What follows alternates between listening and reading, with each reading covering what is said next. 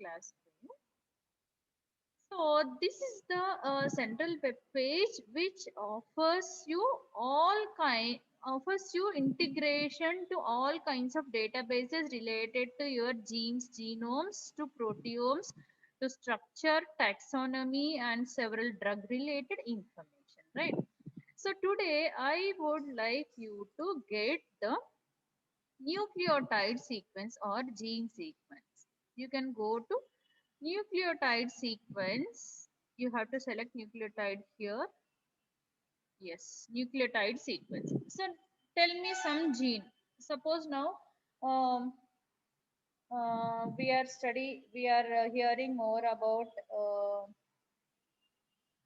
coronavirus, right? Novel coronavirus has several genes that are responsible for causing pathogenicity. Among them, you have spike protein gene. Spike protein gene, or else you give the spike. So that particular protein will be coded by a particular gene, right? So if you are giving just a spike protein, so this is how you are just giving a name of a random uh, protein. A particular protein will have its nucleotide sequence, and we have to retrieve the nucleoside sequence. So if you are just giving the name of the protein, you know very well that we all have originated from our ancestors, right? So definitely whatever proteins or whatever our ancestors also, they have depended on eating different kinds of food, breathing different kinds of air. Same way we also a little advanced. So what you can understand, whatever proteins, whatever machinery that was existing in the early in the evolution with the organisms is like continuing with some small changes with the other higher organisms, right? So what you can understand here is that this spike protein is, you can see, how many spike protein hits you are getting hits, you call it as hits.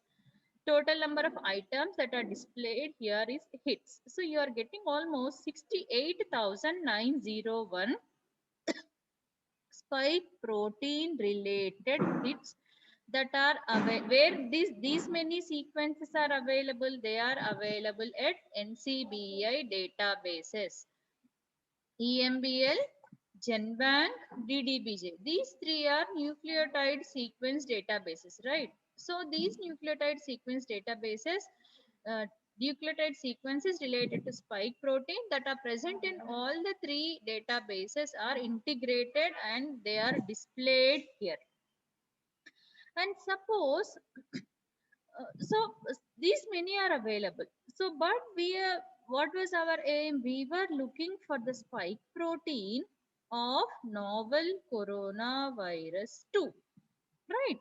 So here again in the same page, here you see among these 68,901, this spike you have 1127 spike proteins of animals, 38,000 spike proteins of plants, 10 spike proteins of fungi, protists, bacteria, archaea, and you have several, almost 22,000 spike proteins of viruses. Because these spike proteins are like outermost proteins, they actually interact with the human cell surface receptors, right?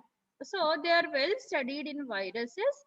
So, but I know that we have been looking for a viral spike protein. So, if the small number is there, actually, when you select here, you will get your viral spike protein. But you know the viral spike proteins are also again how many? 22,326. So from this, if you want to identify just by scrolling, you will find it very difficult. So again, sometimes the right hand side, you see you have spike proteins of rotaviruses. avian coronaviruses, like that you have several viruses. So here you have like almost 24,000 2400 spike proteins of related to coronavirus. If you select here also, still you will be filtering to some extent. You know that you have SARS coronavirus 1 and 2. See, if again when you are selecting coronaviruses also, still you have 2400 2410. Again it will be very difficult for you to isolate. So then how will you go for finding your spike protein exactly related to the novel coronavirus 2, right? So this is a special case. So down itself you will see, because COVID-19 is like burning issue now. All the biological databases on the top of its tag itself, they have all data related to coronavirus 2 as a separate entity. So here you will find it very easily, right? So they are maintaining a separate page because you need not have to do this much lengthy search. You have this. We will look later. But from the data bank, if you want to know to get the nucleotide sequence of spike protein of what is the organism you want to look at here, you have to look at novel corona virus or coronavirus 2, rather you can give. So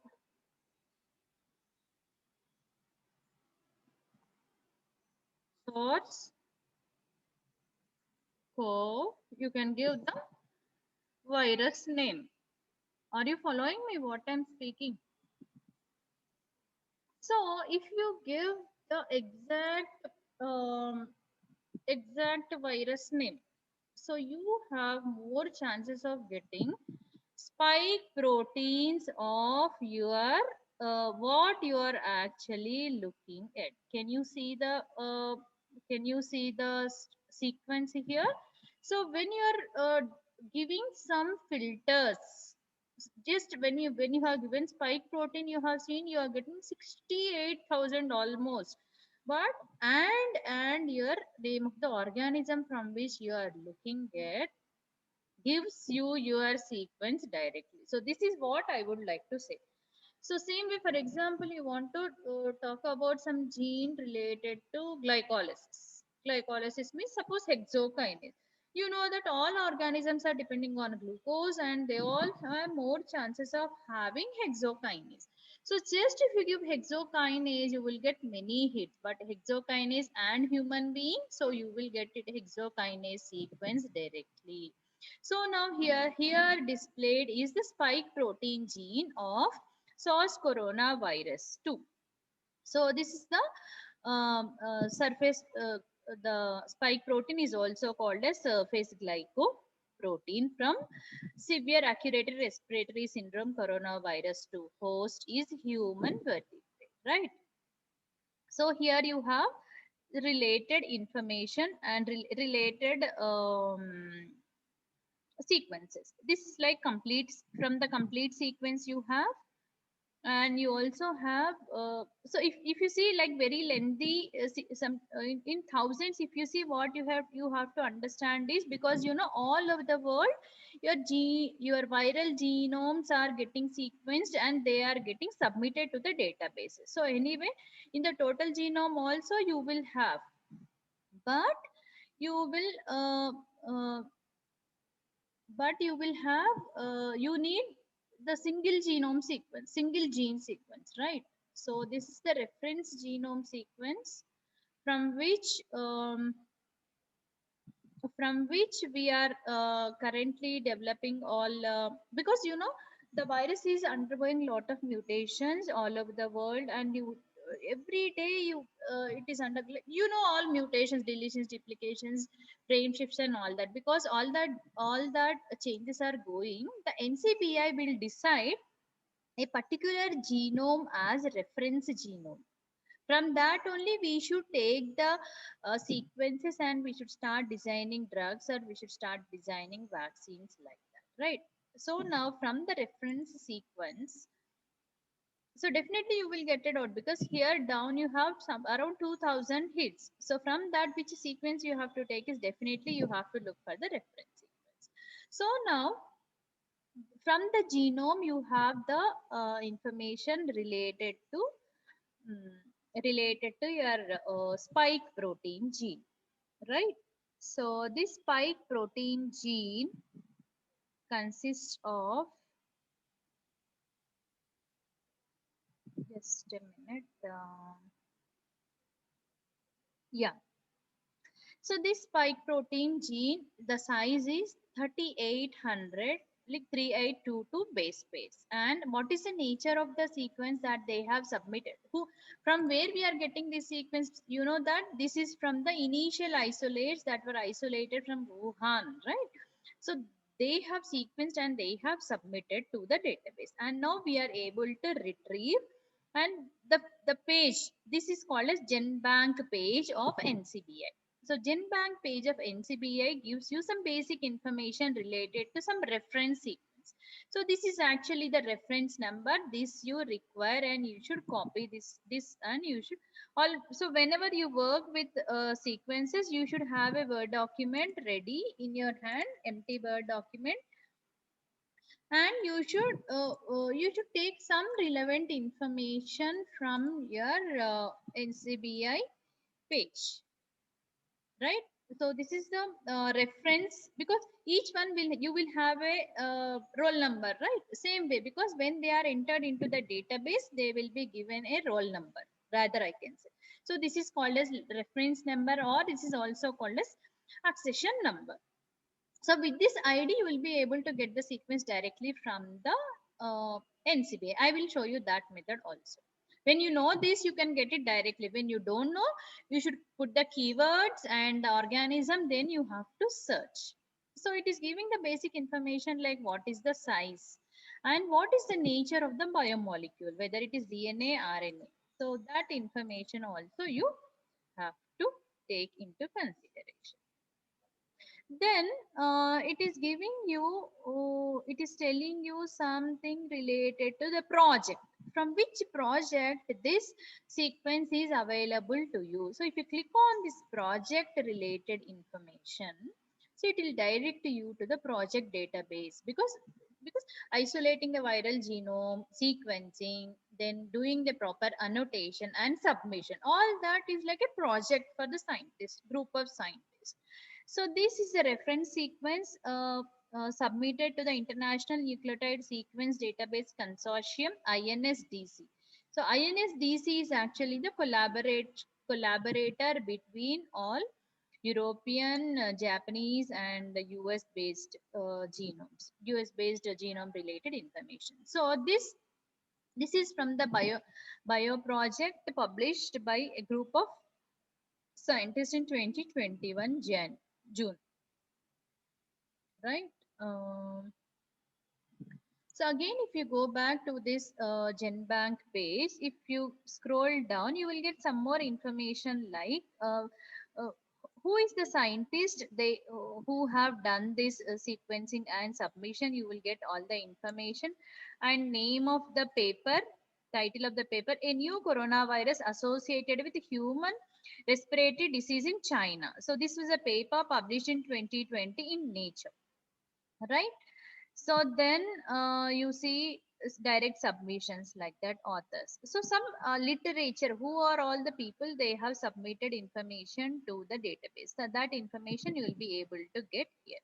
And if you have to look into the sequence related information here, the sequence is spanning from 1 to 3822 bases, right? And this and CDS is nothing but the coding region. If 1 to 3822 low, how much is the coding region? Means how much of this sequence is coding for proteins? Means complete sequence is coding for proteins. Here they don't have any introns, exons. It means that complete gene is equal to the coding sequence, right? So that coding sequence is, it codes for a protein called as spike glycoprotein, right? So it is also called as spike protein. It is also called as surface glycoprotein. So from the same page, you will be able to get link to the protein related information. So this page, we are in the genome page, nucleotide sequence page. It is giving you the information related to the protein, and it is also giving you the protein ID. So as I have been telling you from the beginning, this bioinformatics is it maintains integrated database wherein your all the information will be integrated, because again, if you have to go to protein database, again you have to go to your ncbi, again you have to select proteins, again you have to again you have to select proteins, again you have to go to spike proteins or coronavirus, like that. Again you need to spend lot of time in search of that. But instead, the genbank page itself is linking you to even to the protein sequence database. I will tell you all that. So if the genome sequence, the gene sequence 1 to 1322, if it is translated, so it will give rise to this corresponding protein sequence. Here you are getting all protein sequence also. See, here you are getting the protein sequence also. From the same page you have even protein sequence. This also you can copy paste. And finally, what we are looking at is the gene sequence, right?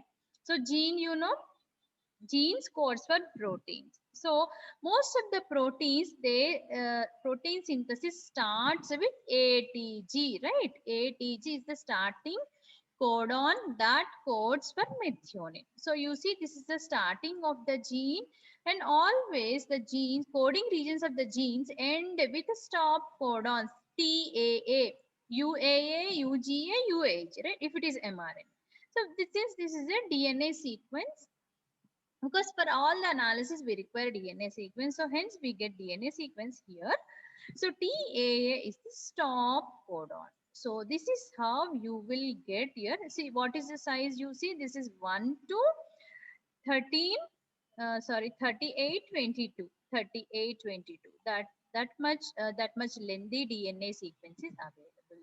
But you can copy paste this DNA sequence. But if you want to analyze your DNA sequence, the sequence that is present in this format with several gaps and the numbering is not you. This numbering is given for your understanding purpose in the GenBank format. But for further analysis, if you want to identify presence of restriction enzyme, if you want to design primers, if you want to check for any other elements that are present in your DNA, the sequence with several gaps and the numbering is not suitable.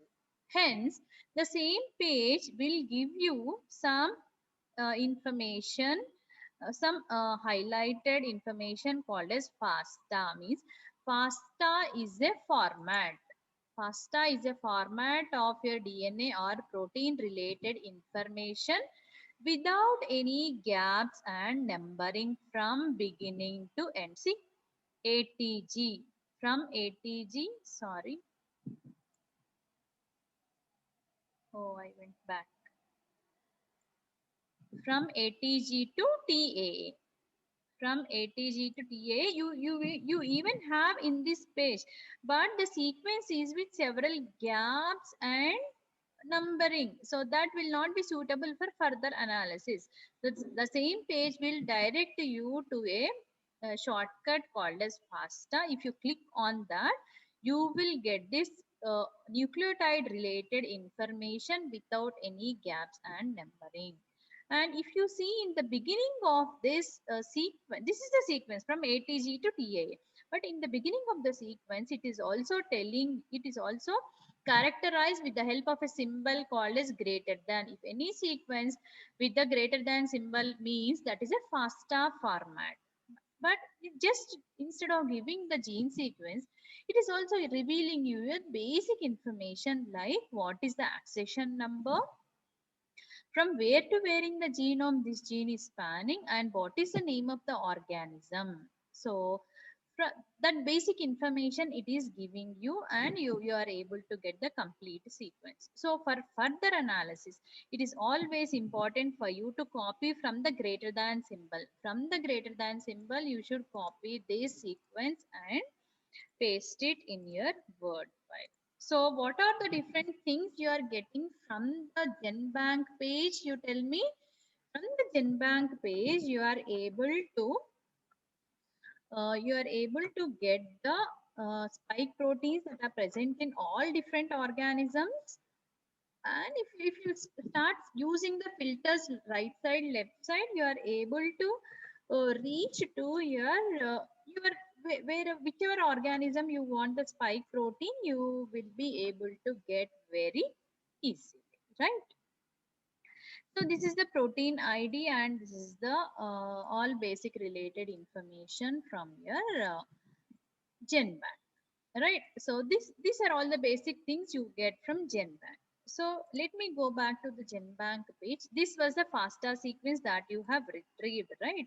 So apart from FASTA format, this GenBank also shows you a graphics format. It will be beautiful for you to visualize, because this graphics enables you to visualize the entire chromosome or entire genome, and in the genome where your spike protein is located, it will show, right? So it will take some time and it will load. Yes. So this is your entire. This is the entire genome of coronavirus 2. So from the novel coronavirus 2, you have this sequence as your receptor binding domain of S1 subunit. So this spike protein has S1, and see, if you just put on this name, it is showing you this is also S2 domain, and here also you have a S1 domain, I think. Yeah, this is S1 domain. So this spike protein has one S1 domain, one domain connecting both S1, S2, and this is S2 domain. Right. So this is called as graphics format. Graphics format. And again, from this you will be able to get your FASTA sequences also, right? So just for visualization, you can use this, but you require FASTA sequence for all the analysis. For all the analysis, you require FASTA sequence. You have to copy paste your FASTA sequence in the Word file. So as I mentioned, from the GenBank page, it is integrating you to other databases. Other databases like protein databases. So we are in the level of understanding or retrieving the nucleotide sequence of a particular gene of interest. But as I mentioned, if you scroll down the page, so you can see this is called as a GenBank format. So on the top of the GenBank format, you have all the information related to locus, where this is located on the chromosome, and sequence related information. And you have several references from references means several research publications by different scientists all over the world that are related to this sequence. And down you will have all the features related to your sequence. This is called as feature table. This part is called as feature table. This tells some features related to your sequence, from which organism, which isolate, who is the host, what is the taxonomy, and what is the name of the gene, and what is the tag and gene ID. Then it is giving you all coding related information. So within the coding relate, because gene has to code for protein, mRNA and protein. So within the mRNA and protein coding regions, it is linking you to the protein sequence. So from here itself, you can go and get to. So where it is connecting you, from GenBank, you came to GenPept. So from GenPept, you have the 3822 amino 3822 base sequence is coding for 1273 amino acid uh, amino acids containing protein called as surface glycoprotein of severe respiratory syndrome coronavirus 2. So again, if you scroll this GenPept page, again you have all locus related information related to several scientists who have contributed to this sequence to the database. Then you have features related to this protein. So if you see the features of this protein, you see this is from the organism, host and all, then you see here. So entire protein is spanning 1 to 1273. 1273, right? So what is the molecular weight also you are getting from the site. And this protein, you know that proteins are very big sequences and they have primary, secondary, tertiary, quaternary. So when they acquire mostly tertiary quaternary structures, what happens? They will form like small domains. Each domain, one domain will be helpful in binding, one domain will be helpful in catalysis, one domain will be helpful in toxicity, like that. So here you have this protein is divided into several many meaningful regions. So how many regions of these proteins are studied? You see, suppose you see the first region of the protein, that is called, that is spanning between 13 to 304. So this protein is the N-terminal domain of S1 subunit of spike protein. And see, this is from the beta coronavirus lineage. This is related to beta coronavirus lineage. Then it is telling you some sites of amino acids uh, they help in polypeptide binding. What is the function? Polypeptide binding. Then you see the next region 319 541. Again, it is also part of, see, receptor binding domain of S1 subunit of acute coronavirus 2. So this 319 to 541 is the one actually that is interacting with the human angiotensin converting enzyme 2 receptor. So this so if you want to target, if you want to give any drug, so it is important for you to identify exact region of the protein, understand the structure, understand which drug you can send there. So that is how it is important for you to see each and every region of the protein and what is the function of the protein. So that much information you will be able to get from the GenPept site. Again, if you scroll down again, you see all the 1 to 1270 amino acids are given, but you see the amino acid sequence with several gaps and the numbering. Again, for further analysis, you will not be able to use such kind of sequence related information. So in the same page, you have the FASTA format available. FASTA is nothing but a greater than symbol, the basic information related to the protein. So a greater than symbol, accession number of the protein. Accession number is nothing but a roll number. So accession number of the protein and name of the organism from which it is derived and the entire sequence from starting from methionine to the last amino acid. So from this FASTA, GenPept FASTA, you should be able to copy your protein related information and paste in your Word file. So after you retrieve your nucleotide sequences and protein sequences of any particular gene of interest, we can go for further analysis, right? So let me stop here. So what you do is go to your gene of interest, any gene, any gene, any organism. There is no boundary for that. Go to your gene of interest, then try to retrieve the nucleotide sequence in the FASTA format and use the same site in the features table. You try to retrieve the protein sequence, put it in the Word file and you send. Whoever possible can do, you please do it. You can do in mobile also if possible.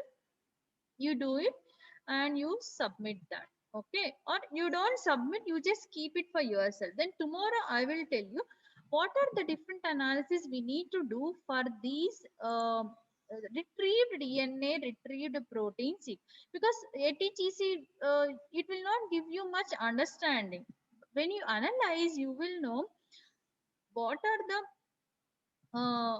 suppose you want for what are the reasons you want to analyze, you will get all the information. You can do all similarity search, you can do local alignment, you can do global alignment. All alignments you will be able to do. For all alignments, your nucleotide sequences and protein sequences have to be present in most of the time in the FASTA format or as the plain text. None of the software will allow you to use the sequences with gaps and with some numbering, unknown annotation. You will not be able to use in any software, right? So basic thing is you should learn how to retrieve the FASTA sequence, how to retrieve a nucleotide sequence or a protein sequence of your gene of interest in the FASTA format. So take any gene, any organism. So you try to bring out your FASTA sequences and keep them ready for further analysis in tomorrow's class. Okay.